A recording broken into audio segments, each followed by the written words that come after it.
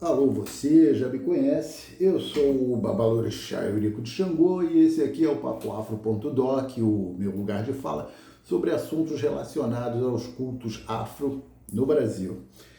Eu já lancei, mas vou ter que refazer essa postagem, porque teve um problema acústico, o microfone não está legal e eu estou fazendo de novo. Bom, a pauta é a frequência que te move. Ok? Vamos lá. Em 1929, no início do século passado, um cientista alemão, Hans Berger, né, começou a estudar a propagação das ondas medidas em Hertz emitidas pelo cérebro humano. E em 1930, mais ou menos, ele conseguiu criar o eletroencefalograma, que é aquele aparelhinho que é utilizado até hoje para mapear e para decodificar a emanação das ondas cerebrais, né? Já no final do século XX, conseguiram fazer um mapeamento dos comprimentos de onda do corpo humano. Por exemplo, a audição, tá, varia entre 20 Hz e 20 mil Hz. Tá?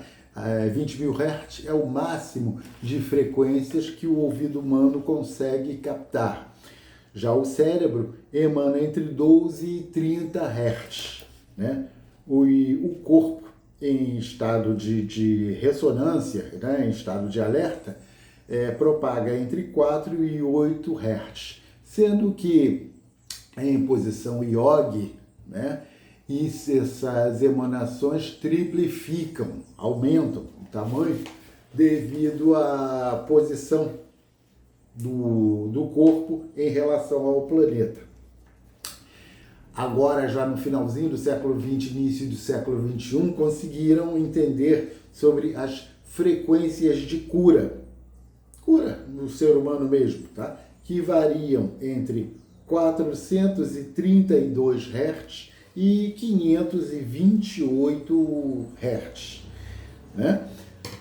Só que essas emanações medidas em Hertz já eram utilizadas pela Igreja Católica, mais especificamente pelo Vaticano, através dos cantos gregorianos, que são aqueles cânticos suaves, cujo comprimento de onda é obtido através da propagação do coro, do coral dos seres humanos, lá dos padres, lá cantando, né? Aquilo ali, o canto gregoriano, né, produz um comprimento de onda lá em cima, entre 400 e 450 Hz. E acalma pra caramba. Tanto que quando os turistas vão até o Vaticano, né, porque lá são várias igrejas, né, e elas alternam os cantos gregorianos. O turista chega lá, entra naquele comprimento de onda acima de 400 Hz e sente uma paz, sente uma calma, sente uma tranquilidade e passa a ser uma experiência inesquecível ao turista. Ok? Vamos lá, a respeito das ondas medidas em Hertz, que são propagadas em vários locais, né, pode-se dizer, por exemplo, que nos centros espiritualistas de cura, né, esses centros, eu mesmo precisei em 2025, estava com problema de saúde, fui procurar um centro espírita lá em Jacarepaguá, lá no Rio de Janeiro, e tive a oportunidade de observar que existem salas de cura. E cada uma dessas salas, né, emana uma frequência acima de 400 Hz. Né?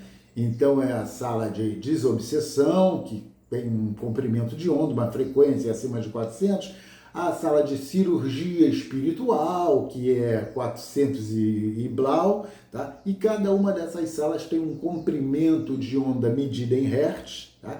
Capaz de entrar em sintonia com o ser humano e curar, tanto no plano físico quanto no plano espiritual. Então veja, Se na Igreja Católica tem-se os cantos gregorianos com acima de 400 Hz, e nos centros de espiritualistas, tá, existem salas, tá, cuja frequência também está acima de 400 Hz, a diferença é que dentro da igreja são os padres cantando, e dentro do centro lá são as entidades propagando a frequência, tá? Na hora do vamos ver é a mesma coisa. Aí vai-se ao terreiro de Candomblé, né? Dentro do barracão da roça de Candomblé, existem as ilê, as casas, a ilê orixá. Cada orixá tem a sua ilê, a sua casa. Tá? Não confundir ilê orixá com quarto de santo. Santo não tem quarto. O único santo que tem quarto é esse santinho de Rio de Janeiro. Ok? Porque não tem quarto, é ilê. Ok? Até porque cada ilê dentro da roça de Candomblé, tá, funciona em uma frequência, em um comprimento de onda. Igual o canto gregoriano, igual as salas de cura dos centros espiritualistas. Sendo que as ilês, obviamente, são bem mais antigas, né? E o mecanismo é diferente. Porque se no canto gregoriano você se conecta através da propagação sônica, da propagação sonora através dos cantos, tá? No centro espiritualista você se conecta através dos passes magnéticos medidos em hertz, tá?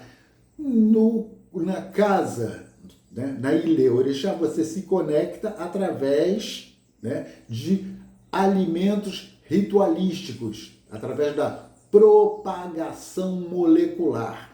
Que propagação molecular, pai? Que é assim, quando tu faz a comida pro santo, né? Aquela comida cheira. O que é? As moléculas daquela alquimia, daquela comida, elas vão se chocando e propagando no ambiente, obtendo-se assim um comprimento de onda.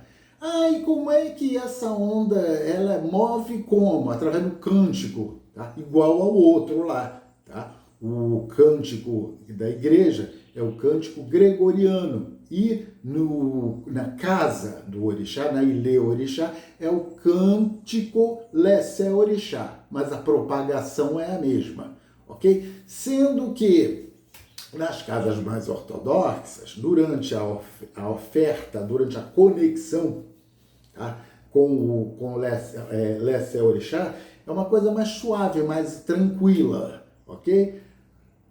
Vamos pular Rio de Janeiro, porque é uma gritaria. Aliás, a gritaria está ficando igual essas igrejas neopentecostais, que é uma gritaria, um desespero, uma coisa assim que se levar, entendeu? Um espectrofotômetro, tá? Ou qualquer coisa para fazer medição de propagação, o troço explode, rapaz. O troço é uma loucura, uma coisa... Assim, Deus, com certeza, nunca vai estar naquela zona. Entendeu? Porque assim, qual é o comprimento de onda? Qual é o comprimento de onda? Não rola, uma coisa assim. Felizmente essa maluquice está acabando devido a esses escândalos que a gente vê toda hora, essa roubalheira desses bancos aí, essa coisa toda. As pessoas estão perdendo a fé, pai Eurico? Não, estão voltando para o ponto de origem, graças a Deus. Ok? Por quê? Porque a Igreja Católica, tá, tem um cunho histórico. Tá? A Umbanda e o Candomblé têm cunho histórico. E as neopentecostais, tá, surgiram no início do século XX graças à Guerra Fria entre os Estados Unidos e a Rússia. Os Estados Unidos mandou para cá células, tá, de igrejas neopentecostais que lá, tá, eles não cultuam. Se fosse bom, eles cultuavam lá. Lá não. Lá são as pentecostais. As neopentecostais que tentam entrar lá, tipo aquela que o Bispo Macedo foi fazer, que aqui não. Aqui não. Nos Estados Unidos não. Manda lá pro Brasil, pra lixeira lá do Brasil, pro povo ficar berrando e gritando na igreja, na maior pindaíba, achando que tá salvo. Tá salvo de quê, cara pálida? Não está salvo de nada. Perdeu, na verdade. Então essa maluquice, graças a Deus, está acabando. A classe média já não cultua isso, né? Alguns da classe artística por conveniência, alguns políticos por conveniência, mas a fé nunca rolou. Então está todo mundo voltando ao povo de origem, o ponto de origem, voltando para a sua igreja católica, para a sua umbanda, para o seu candomblé, e a coisa finalmente vai voltar ao normal. Mas a pauta não é essa. A pauta é a frequência que te move. Então, assim, povo, seguidores, você tem vários caminhos para atingir a sua frequência. Canto gregoriano, passe mediúnico, comida de santo, passe na Umbanda, tá? Desde que seja uma alta frequência acima de 400 Hz. Ok? Porque isso é comprovado cientificamente, não é isso? Através dos aparelhos que fazem medição frequencial. Não é pai Eurico que está falando, não. É a ciência. É a ciência. Ok? Então, eu não acredito nisso, então vai fazer exame como animal. Tá? Se você não acredita nem em você, no que você faz, se interna. Ok? Ou vá pro diabo que te carregue. Estou de saco cheio. Então, o que acontece? Veja bem, tá? Qual é a frequência que está te movendo. Olha por onde tu está andando, olha com quem tu está se relacionando. Cada pessoa, cada lugar, cada ambiente, tá? Propaga um comprimento de onda. Ok? E se você entrar nessa onda, nessa frequência, você já sabe o que vai acontecer com você. Ok? Então, essa é a pergunta que o Papo Afro faz para os seus seguidores, tá? Qual é a frequência que te move, meu irmão? Acorda para a realidade. Papo Afro, a ciência, fazendo as pazes com a religião. Valeu!